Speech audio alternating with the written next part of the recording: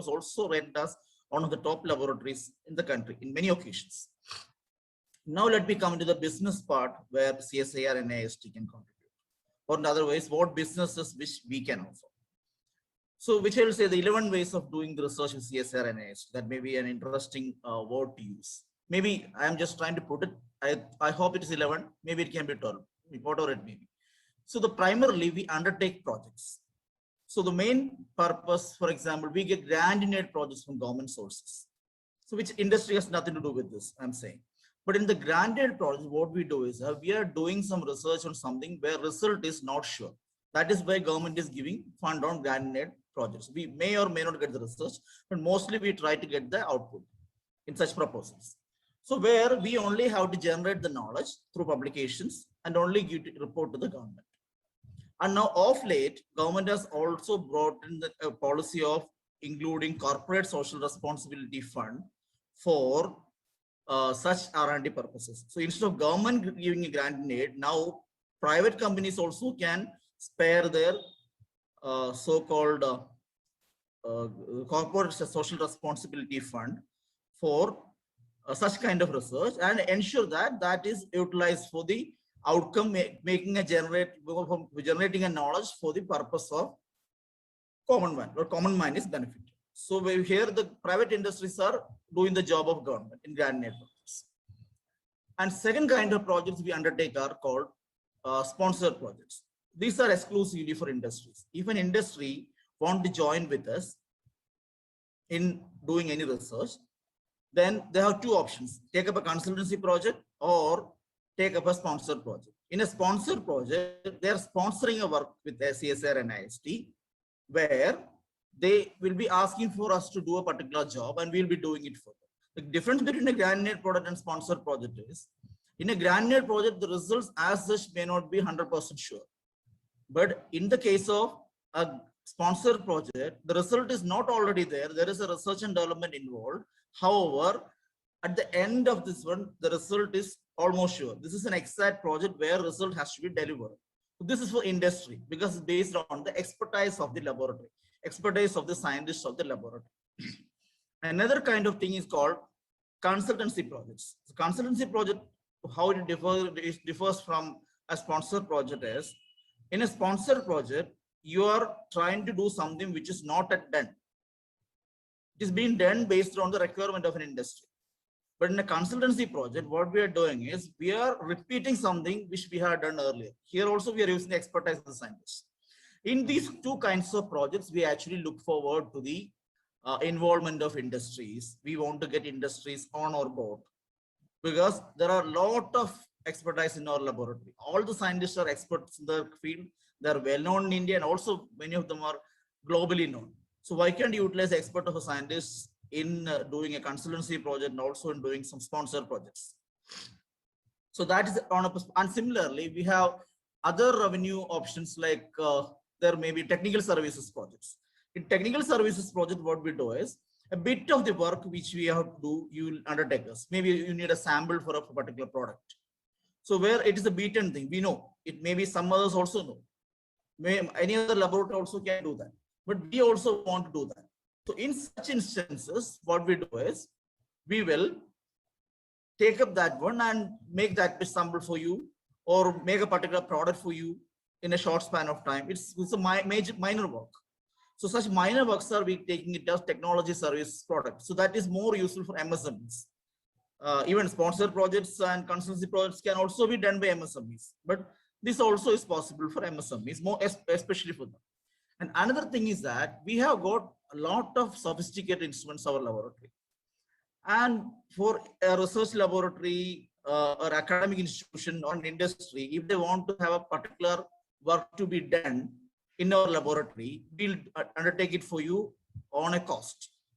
So that's we call analytical services. So such analytical services are available from CSIR and NIIST. So these are some of the things which I want to tell in the beginning. Now we are going into the concept of translational research. The question comes whether the technologies can also, in America and all, if you look at US, most US universities, what they do is, they develop technologies within the university or within the laboratory. And Indian laboratories were not having such a culture. But now in CSIR-NIIST, of course, in its inception was doing this. So what we do is that whenever a project is done, we understand that there is some invention has come out and there is a scope for developing into a technology. That we develop it further, we call it know-how. So I mean, in layman terms is technology, but in a more apt word, it's called know-how, and we transfer the know-how to the interested people. In know-how transfer means the licensing of the transfer. It is not selling the entire know-how to anybody. So we can license to many people on a non-exclusive way, or otherwise we can say give to one person alone as exclusive, maybe to one person alone in a particular region, to another person in a particular another region, etc. So there are different policies available for transferring the technology or licensing the know-how. So this part we have been doing all the time. Another thing is that we develop intellectual property. Intellectual property in the sense there is an invention which is coming out, which is not developed into a know-how or into a product. In such cases, it is possible to license intellectual property as such from the NIIST. We have in fact done also. I'm saying about not that intellectual property protected by patent. Once you protected invention by patent is called intellectual property right. I'm saying about unprotected intellectual property. Such unprotected intellectual property can also be licensed. That we have done and we have been doing. So keep in mind the words which I'm using, the know-how, intellectual property licensing, all those things. So the invention has potential, but we don't want to take it further to the greater level of commercialization because we don't have enough funds. That's the only reason that we didn't proceed. So that intellectual property licensing also we have done in the past, and we will continue to do that. And suppose we have filed a patent application for an invention and patent also is granted, and some company approaches us saying that they have been working in this area, they want a license on that. Otherwise, they are infringing our patent. In such cases, licensing of the intellectual property rights or licensing of the patents. I'm making a differentiation. Earlier I said licensing of the intellectual property. Now I'm saying licensing of the intellectual property rights. So licensing of intellectual property rights in the case of inventions is patents. So licensing of patents also is possible. That also we had done in the past and we are capable of doing it.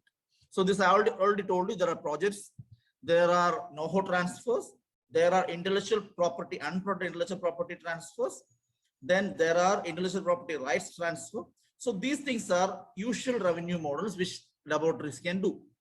But however, as you can understand, most of the time great inventions are not going forward. It is being held up in between because of the lack of funds. So this is the area in which we invite the industries. Suppose we have got an intellectual property or invention which has great potential, and a company is ready to join hands with us in a joint venture so that we both of us can together develop it and finally transfer the technology. Technology to the same person who is helping us in developing it together, or together we can transfer to third person also. So here you are joining with an industry because you will get market inputs and also you will get finance from such company. So that kind of model is also offers. In such cases, we'll call it like this: transferring the intellectual property on an as-is where-is basis. That means up to which where it is available, then that intellectual property is developed into a know-how jointly with the company. It's called it's a joint venture. And another option is, suppose you already have a know-how, which is a basic know-how in the pilot plant scale level or something, where if you get an industry partner, we'll be in a position to scale up the know-how. That we call it as a modified know-how. So you have a know-how which is to be licensed on a as-is where-is basis. Initially, there is a licensing of the previous case also like that. Developing it together further to know-how. Here again, we have a know-how in our possession. That know-how is transferred to the industry on an as-is where-is basis as such, then joining together with the particular company in making this to higher level. It will become a modified know-how. So know-how is made into a modified know-how with the help of an industry. So this is another way we invite industries to take our part. Apart from that, suppose if a company is coming from the very beginning stage for an advisory consultancy in the sense, there is no input happening in the very beginning. Only our intellectual input is to be put from the scientist expertise only needs to be put. And where we do not anticipate anything immediately. However, we may get a result later on. So in such case also, we are ready to take that company in the conceptual stage itself. So take that company in the conceptual stage, you make an MOU saying that a consultancy project is going to begin that may or may not result in a IP or know-how. If such an IP or know-how is realized, at that time, we'll give preference to the same company. The separate agreements will be made at that time and we'll take it forward. This is another option available. And again, apart from that, nowadays there are spin-offs happening. Suppose there is a technology level available in our laboratory. The laboratory ourselves can think of creating a Section 8 company, non-profit company, and then that will grow into a company. And such kind of thing we call a spin-off. So such spin-off mechanisms also we are trying to. There also the finance is an issue even from the beginning. There may be like-minded people can invest and go for a spin-off. Another is incubation facilities. NIST doesn't have a formal incubator as such. However, if somebody comes with an idea in agro-processing or biotechnology or some of the fields, materials which we have, then we can help them through, because we have got all the sophisticated instruments. We know how to help them in registering a company. We can help them in filing a patent application. So it is like a virtual incubator is functioning in NIST. Only thing is that we don't have floor place for those people who are incubatees. So it's not a formal incubator, but anybody can come and take our help to become incubatees from our laboratory. And all these are the different kind of revenue models. And also we are ready to help people. Say, for example, recently, 2 young engineering kids approached our laboratory. They have a concept and they want to take it further, and they have a lot of difficulties. So unless a company, institute like NIST join with them, the project will not become a reality. So we are ready to go along with them and even submit proposals to outside agencies, because there is public-private partnerships are allowed now. You know that if an industry is coming forward, and also if a research laboratory is ready to partner with them, funds are available even from government sources. Like BIRAC, CBD, etc. There are some, I'm telling the keywords. So there are different kinds of sources available. So we can utilize all these opportunities. So what I want to say is at the end, consider CSIR-NIIST as your own laboratory. So you can walk in, use the service of CSIR-NIIST. We are ready for any kind of ethical business. I want to say any kind of ethical business, we are ready to, and we are good at strongly negotiating the deal. So if your intentions are good, then we will deliver you what you want. We'll be with you till the end of the successful ventures.